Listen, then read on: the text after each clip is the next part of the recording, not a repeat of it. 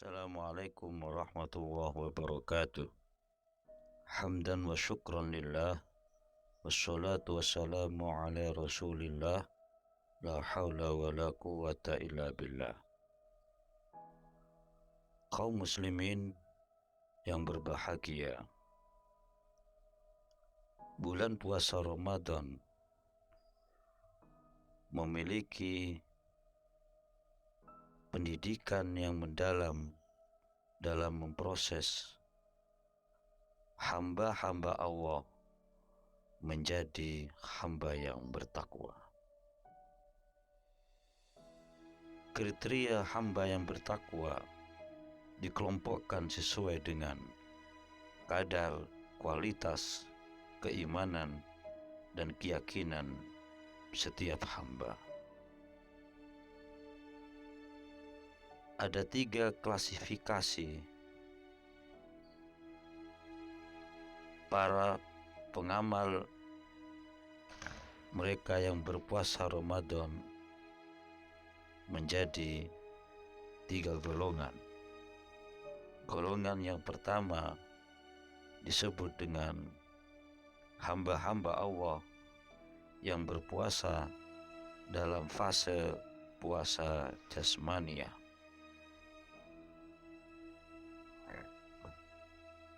Fase pertama, fase puasa jasmani,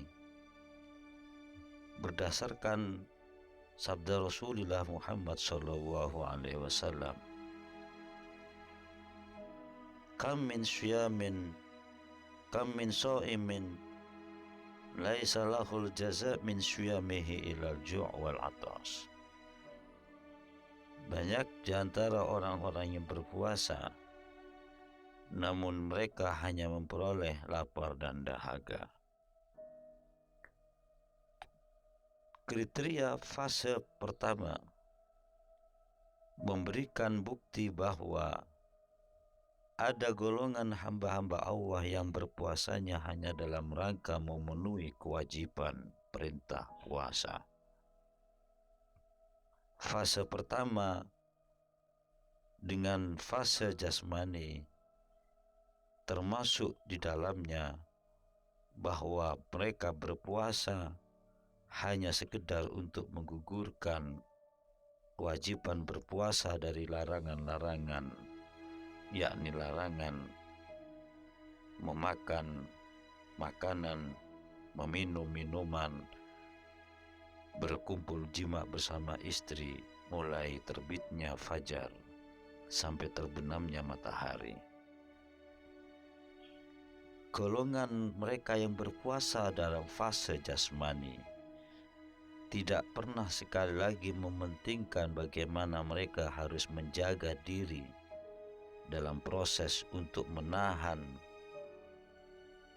fase jiwa, menahan jiwa untuk tidak lagi dikotori oleh hal-hal yang merusak nilai-nilai puasanya.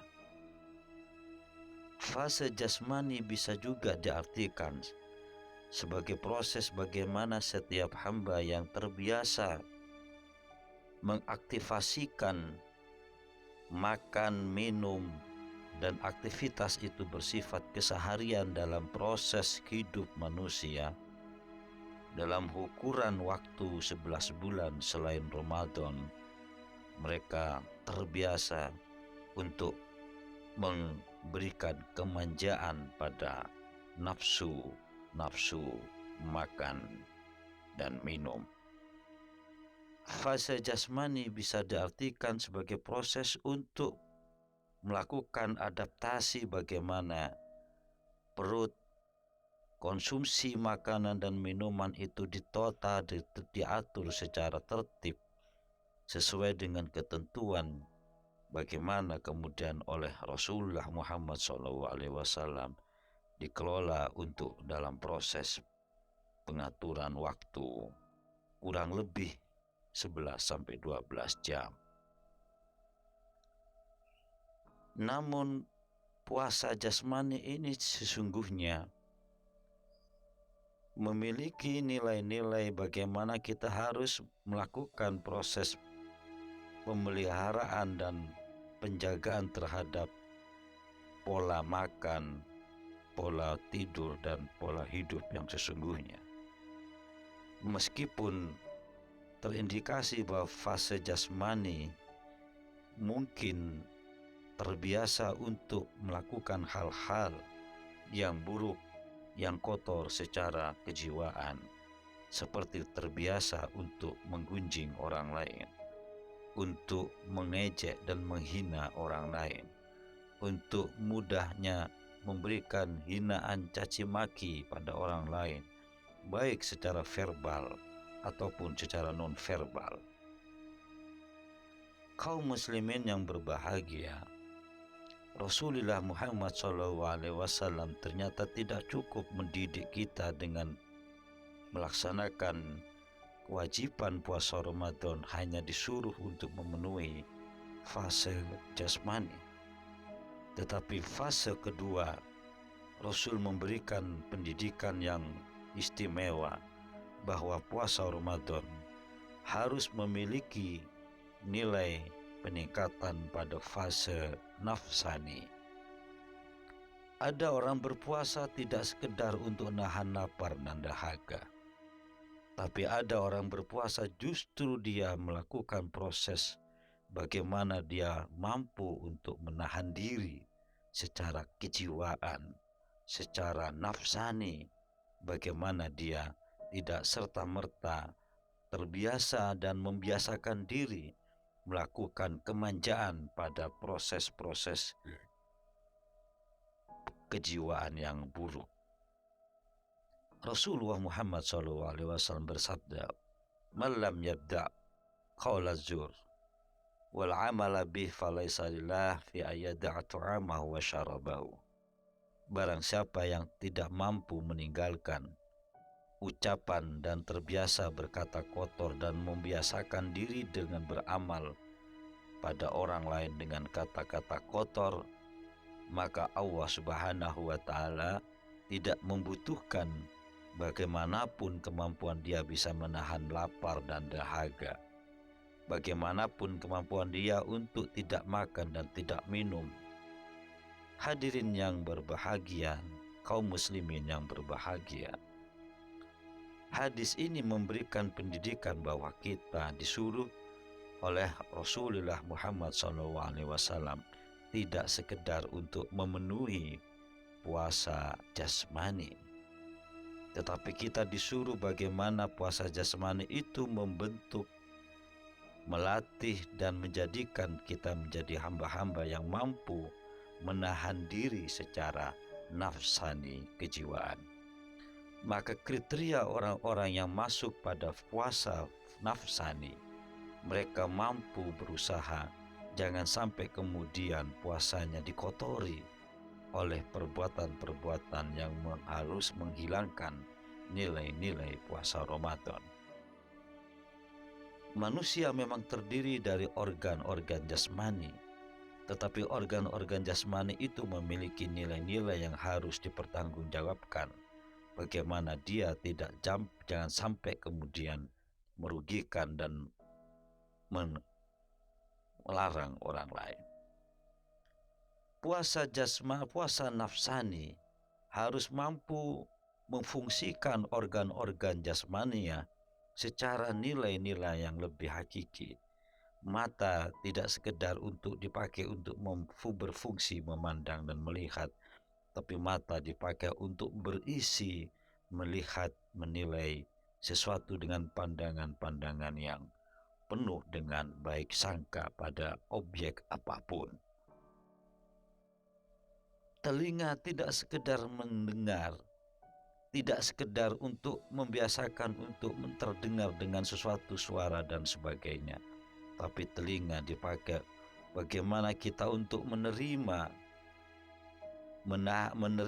pendengaran kalam-kalam ilahi, menerima pendengaran bisikan-bisikan ilahi, bahwa hidup kita selalu menunggu bagaimana dan kapan menerima panggilan-panggilan ilahi. Demikian pula organ-organ yang lain. Orang berpuasa pada fase nafsani betul-betul dikelompokkan menjadi orang-orang yang selalu memfungsikan organ tubuhnya, fisiknya, hidupnya dalam rangka untuk mengisi dengan nilai-nilai yang penuh atas kehati-hatian terhadap kebersihan jiwa setiap diri. Kaum muslimin yang berbahagia, puasa nafsani tidak serta-merta menjadikan orang harus bangga bahwa dia mampu untuk menahan diri dari jiwa-jiwa yang kotor. Tapi Rasul mendidik bahwa puasa Ramadan ini harus mencapai pada tingkatan yang kemudian disebut dengan fase ruhani. Kaum muslimin yang berbahagia,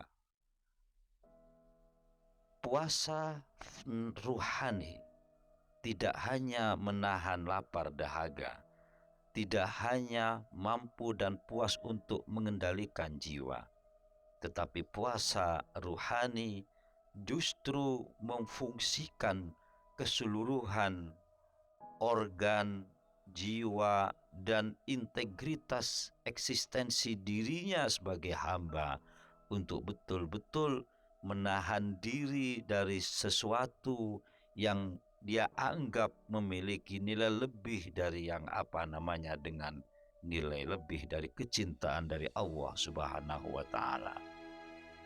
Rasul mendidik pada fase ruhani ini adalah menjadi pendidikan pada setiap hamba.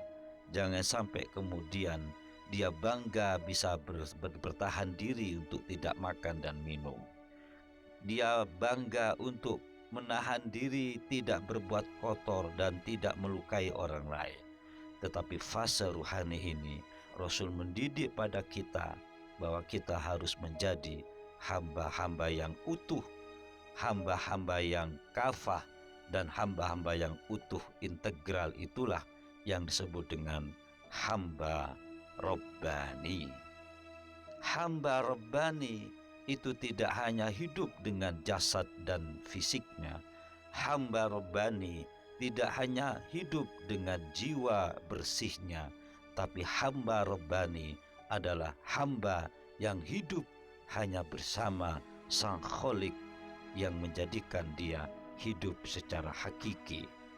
Oleh karena itu, kaum muslimin yang berbahagia, yang bisa melatih dan membentuk menuju pada fase ruhani inilah hanyalah bagaimana kita betul-betul meresapi dan mengamalkan bagaimana Rasul melakukan puasa Ramadan sampai betul-betul menemui yang namanya Lailatul Qadar. Terima kasih.